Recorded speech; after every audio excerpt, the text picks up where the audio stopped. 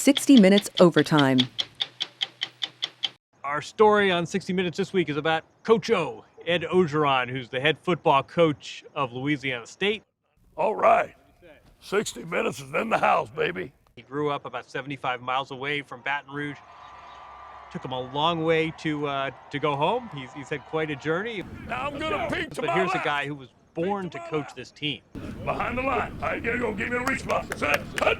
Good. Nice job. Nice job. How'd you get into coaching? Well, here's what happened. We were watching TV, and I told my dad I want to be the head coach at LSU. How old? 6 years old. 6 years old. Yeah. Remember what he said? You can do it, son. I mean, it almost sounds scripted that he made his mistakes elsewhere, and then finally he's in his mid-50s. He comes home. He goes back to LSU, which is the school where he was originally supposed to go there on a football scholarship in the late 70s, and now here it is 40 years later, and he's this wildly successful college football coach. When I walk through the goalpost there, I raise my hands up, and I feel like I'm connected to 102,500 people in the stadium. It's the best feeling I ever had in the world. This is the field you used to watch on TV when you were six years old. Yes. Hallowed grounds.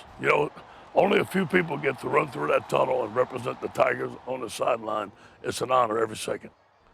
All right, man, here's the war room. Welcome, guys. This is our board. This is our national board. There's all our top players in the country right there. He's this charming homespun guy. He commands authority, but he's very approachable. Hold on, what you doing? Oh, man, we're just rocking and rolling over here. Yandy, what you say, man? What's up, Coach? Boy, you something else, you know that?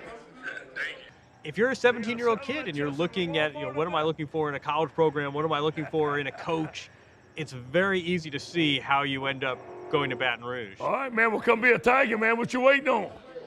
You bring a recruit or their parents out on this balcony, what do you tell them? All right, here's what I tell them.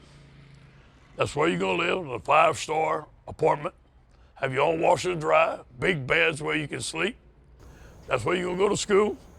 That's where you get a great degree. That's where you're going to network, meet some tremendous people. This is where you're going to train, best facility in all the world. That's where you're going to develop best coaches. And that's where you're going to shine on Saturday night.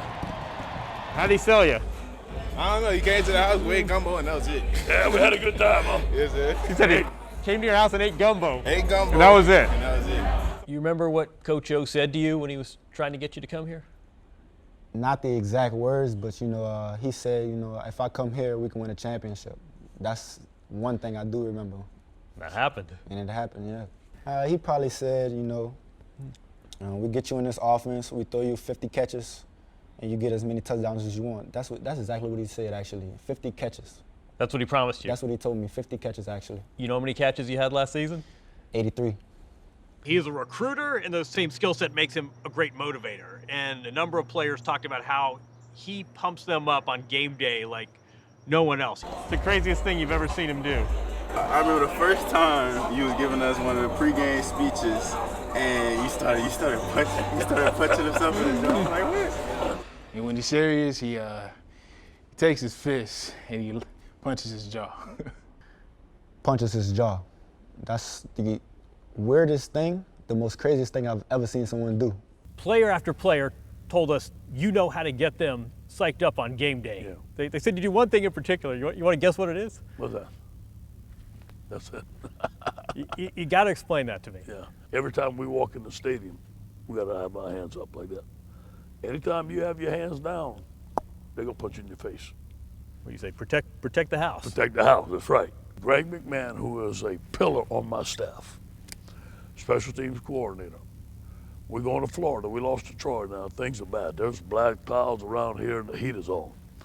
He said, Coach, we're going to get on that plane, and our mindset, we're going to beat Florida. We had to beat Florida. You had to. We had to. Yeah.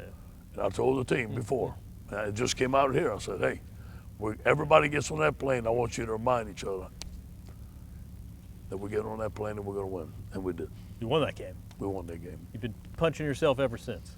We've been punching ourselves ever since.